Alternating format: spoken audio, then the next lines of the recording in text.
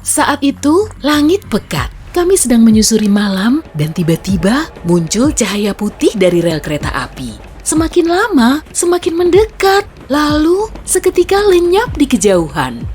Cerita ini sudah berulang kali dikisahkan oleh ratusan saksi mata. Memang terdengar wajar sih, tapi kamu juga perlu tahu, jalur kereta itu telah lama terbengkalai dan rusak. Bahkan, sudah tidak dilalui kereta api selama bertahun-tahun. Kereta hantu misterius ini telah menjadi pemandangan utama di St. Louis, sebuah desa kecil di provinsi Saskatchewan, Kanada. Desa ini cuma ditinggali sekitar 400 orang dan ratusan lainnya sebagai pendatang yang ingin menyaksikan cahaya di St. Louis. Cerita ini dimuat di buku dan portal online, serta ditayangkan di berbagai acara TV seperti Unsolved Mysteries. Selama puluhan tahun, tidak ada yang bisa menjelaskan fenomena ini. Menurut sebagian saksi, cahaya itu berwarna putih, tapi sebagian lainnya mengatakan warnanya merah. Berdasarkan legenda urban yang beredar, cahaya merah ini merupakan lentera yang dibawa hantu kondektur kereta yang meninggal pada suatu malam saat sedang mengecek rel. Para ilmuwan mencoba membongkar kedua teori ini, tapi gagal. Akhirnya, 2 siswa SMA dari Saskatchewan Utara turut ambil bagian. Mereka pertama kali melihat kereta hantu itu dalam perjalanan menuju St. Louis. Salah satunya mengatakan cahaya itu kemungkinan bersumber dari lampu utama mobil. Tapi dia masih perlu bukti untuk memperkuat pendapatnya. Keduanya mulai menggali informasi dan mengajukan penelitian ini sebagai proyek pameran sains. Mereka melakukan perjalanan lapangan ke St. Louis untuk melakukan penyelidikan. Pemburu hantu muda ini memanfaatkan fungsi peta, kompas, dan sistem GPS yang saat itu pada tahun 2001 masih sangat langka. Keduanya bisa menemukan lokasi terdeteksinya cahaya hantu. Di peta, mereka menarik garis menuju sumber cahaya, lalu menandai semua jalan yang berdekatan dan berpotongan. Salah satu ayah mereka bersedia membantu, dia memarkir mobil di berbagai lokasi di dekat garis itu, lalu menyalakan lampu utamanya. Mereka tidak bisa melihat cahaya itu. Ya, sepertinya lokasinya terlalu rendah. Akhirnya, mereka melihat ada jalan besar di atas bukit. Selama 20 menit, si ayah menyalakan dan mematikan lampu mobilnya. Dan setiap kali lampunya menyala, kedua gadis itu bisa melihat hantu kereta. Saat si bapak memutar mobilnya, mereka juga melihat cahaya merah misterius itu. Lokasi mereka agak jauh dari rel kereta. Jadi, cahaya bisa terlihat karena proses difraksi. Cahaya itu menembus celah kecil, mungkin pepohonan, kemudian membesar.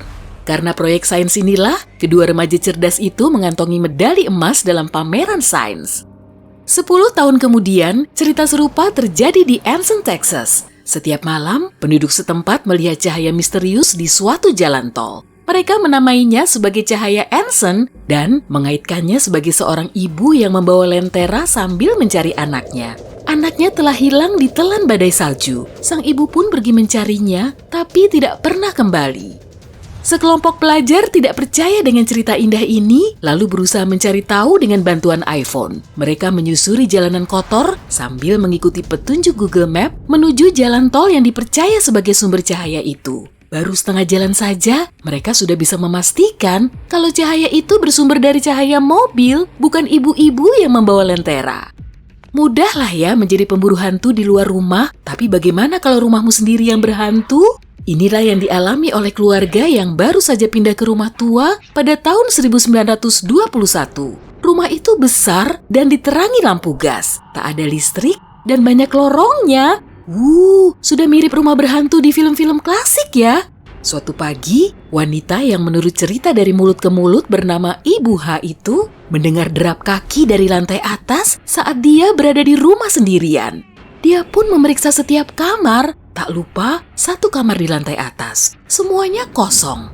Di malam hari, dia juga mendengar bunyi-bunyi aneh dari tempat tidurnya.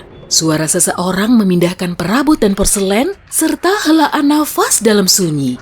Meski begitu, keluarga itu menjadi semakin berani. Hantu itu mengikuti mereka di lorong rumah seolah ingin mendekat dan mengajak berinteraksi.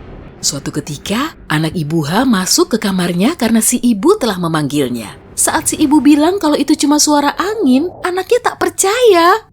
Di rumah itu, tanaman juga mudah mati.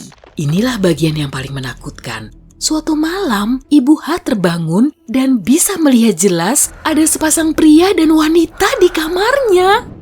Pokoknya, Ibu H harus menghentikan semua ini. Kemudian, dia minta bantuan saudara iparnya. Dalam penelitiannya, si ipar menjelaskan hal ini kemungkinan disebabkan oleh kebocoran karbon monoksida. Gas tak berwarna, tak berbau, dan tak berasa itu juga menyebabkan timbulnya bayangan serupa pada orang lain. Ketika memeriksanya, mereka mendeteksi gas keluar dari perapian, lalu memasuki ruangan di dalam rumah, bukan keluar melalui cerobong asap. Akibatnya, keluarga itu mengalami sakit kepala, halusinasi, pusing, dan berbagai gejala lain.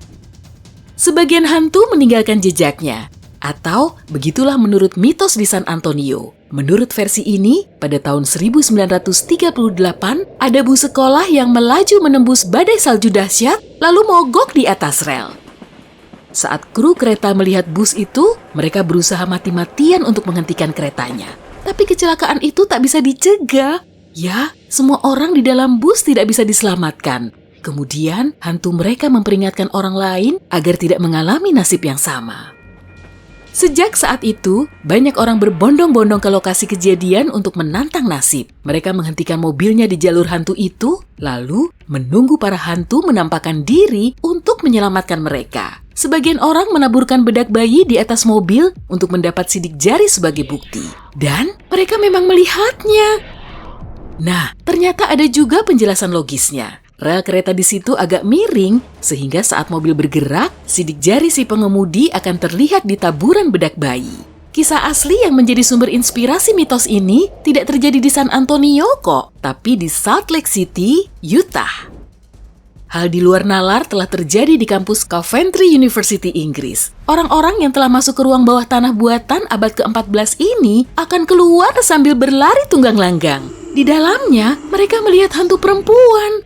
Seorang dosen di situ yang sekaligus juga pemburu hantu paruh waktu, kemudian membongkar misteri ini. Dia sedang bekerja di laboratoriumnya saat tiba-tiba merasakan kehadiran orang lain. Karena cukup berani, dia meneliti ke ruang bawah tanah, kemudian menemukan kalau semua ketakutan ini disebabkan oleh frekuensi rasa takut.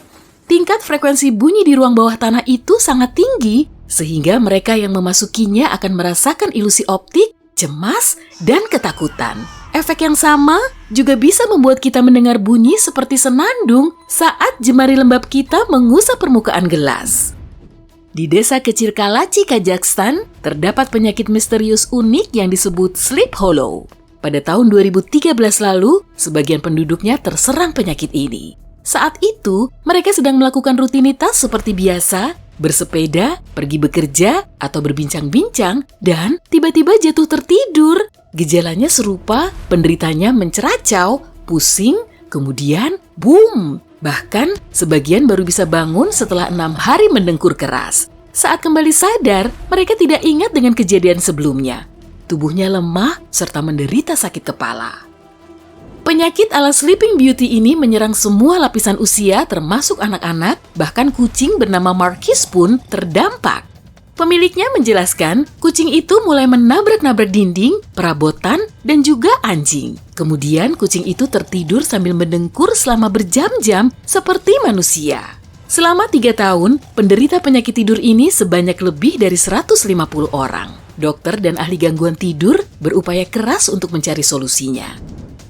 Banyak orang menuding biang keladinya kemungkinan radiasi dari lokasi tambang uranium yang ada di dekat situ. Dokter di Kazakhstan memeriksa lebih dari 7.000 rumah, tapi menyimpulkan kalau tingkat radiasinya tidak begitu tinggi, sehingga tidak bisa dijadikan penyebab. Mereka juga memeriksa logam berat dan bakteri yang terkandung dalam pasokan air di kawasan tersebut. Hasilnya menunjukkan airnya juga tidak bermasalah. Lalu, salah satu mantan pekerja tambang uranium itu berpendapat mungkin karena ada gas yang merembes melalui tanah. Para ilmuwan menguji teori ini dan ternyata memang benar, gas berbahaya itu menggantung di udara dan mengurangi kadar oksigen, sehingga menyebabkan mereka jatuh tertidur. Setelah misteri ini terpecahkan, para penduduk perlahan meninggalkan Sleepy Hollow itu.